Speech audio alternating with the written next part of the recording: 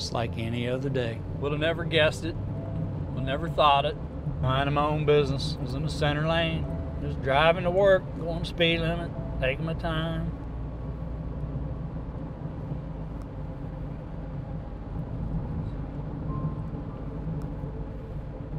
And this is also the road where the incident began.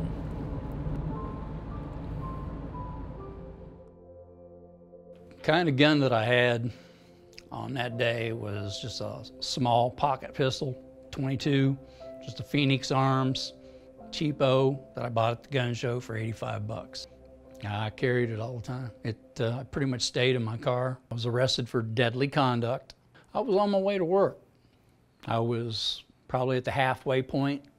Well, this guy comes out from the side street from a stop sign right across in front of me. Well, I locked the brakes up.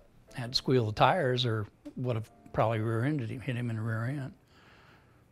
So I'm thinking he's going across and is going to U-turn and go in the other direction. Well, he didn't. He was coming up on an intersection where I was going to have to turn to get on the highway to finish going to work. Notice he got behind me. So he gets right up behind me, and I mean, he was so close to me, I couldn't even hardly see him in the windshield. Couldn't see his hood. I could see the top of his head and the roof of his car is all I could see. So, you know, I pulled over, stopped, and think, you know, dude, what do you want? You know, and he pulled up and he slightly tapped me. And I thought, that ain't cool. So I pulled up about another foot or two, put it in park, put the emergency flashers on. So about that time, I look out my passenger window, or out the driver window, and see this big guy just running full speed. This guy's about 280, 300 pounds, coming right toward my car with his hand out. I told me he was going to grab the door handle and try to pull me out of the car. So I thought, this ain't good. So I put it in drive and I took off. He got in his car, followed me. So I wouldn't pull over, wasn't going to stop. I thought, man, I am 10 minutes away from work.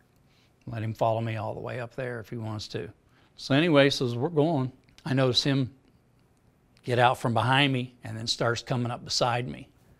So about that time, okay, he's coming up beside me, I'm reaching for my cell phone. I finally get it out, it's not turned on. It's like, so here I am powering it up, get it powered up as I see him through the back, or the passenger rear window. I can see him coming up beside me. So I got my phone on, unlocked the screen, getting the camera ready, pushed it up against the window like that. So when he got up beside of me, I'd roll the window down, hit click, and have video of him.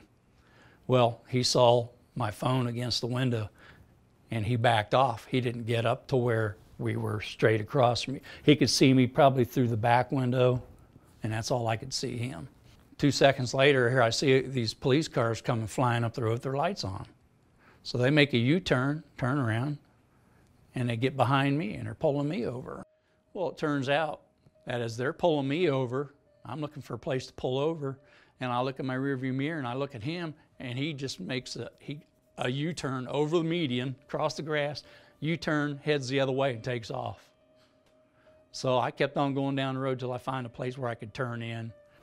Pulled up, rolled my window down, was getting my license out and my insurance, and the police officer gets out and looks at me and says, "Sir, do you have a gun in your car?" I said, "Well, yes I do, it's up here." He asked, "Where is it?" I said, "Zipped up in a fanny pack on the front floorboard on the passenger side." He said, "Need you to step out of the car, please?" He said, "Have a seat on the curb." So I sat down on the curb. While I'm sitting on the curb, I feel somebody grab my arms and pull my arms behind me. And it's a female police officer. And I says, "What are you doing?" She says, "I'm handcuffing you." I said, "For what?" She goes, "You're under arrest." I said, "I'm under arrest for what?" So she goes up, talks to him, comes back, says, "Making terroristic threats." Yeah, he called the police, said I was aiming a gun at him. And I said, when I explained that to the police officer, he says, "Yeah, well, thing is, he called in and said you're pointing a handgun at him." And he said, "The fact that you have a handgun in your car is enough reason for me to arrest you." The USCCA, where they came in, was after my wife and I were on our way home, and because I owe my mom, I got to pay back $500 to my mom. She goes, we just spent the last $900 on your credit card, you know. She goes, how are we going to pay for all this? We're going to have to, you know, you're going to have to get a, you're going to have to, that's just a retainer fee. You're going to have to pay for attorney fees, court fees, all this other stuff. How are we going to pay for all this? I said, well, I don't know. Thursday, bell went off in my head. Hey, you just bought this USCCA insurance. I wonder if they handle that type of situation. So I called them up. I told her everything's going on, and you know, well, how much did you pay for bond? I said $500, and she goes, and how much is your retainer fee? I said $900. So you're $1,400 so far? I said right. And I said to keep the attorney, it's $3,300, which I said he'll subtract that $900 off, leaving a balance of $2,400 I owe him. And she goes, well, we take care of that for you. She goes, we'll send that directly to him. She goes, they'll have that check written out today and you'll have it by Monday in the mail. I said, no way. She goes, yeah, oh yeah. She goes, yeah, we'll get this sent, get this processed right away, have it sent out Monday. Went out the mailbox, there's a check for $1,400. It was a big relief to me, but was more of a relief to my wife to know that we weren't, you know, I wasn't gonna, well, okay, well, what happens if you don't come up with it? You gonna go back to jail, or, you know, I said, no. And, you know, she goes, so once I explained the thing to her, I said, well, you remember the insurance that we got? Didn't think we were gonna need. I said, well, this is where it comes in handy. You know, I didn't think I'd need it either, but I said, you never know. You know, I said, I'd rather have it and not need it than need it and not have it. I've been a USCCA member for a little over a year. I joined in June of 2014.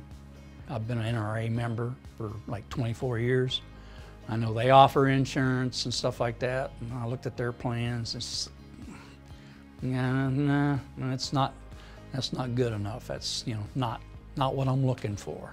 We would have had to, either I would have had to sell my motorcycle, or we would have had to take a loan. She would have had to take a loan out of her 401k plan and pay it back, or we'd had to borrow money somewhere. So without the USCCA insurance, I've pretty much been in hot water. You know, if you don't have insurance, I recommend you get some kind of insurance. Just because it's USCCA, United States Concealed Carry Association, doesn't restrict it to conceal and carry. That insurance also protects you at home, in your house, wherever you're at. Anything that has to do with a firearm, it covers you, period.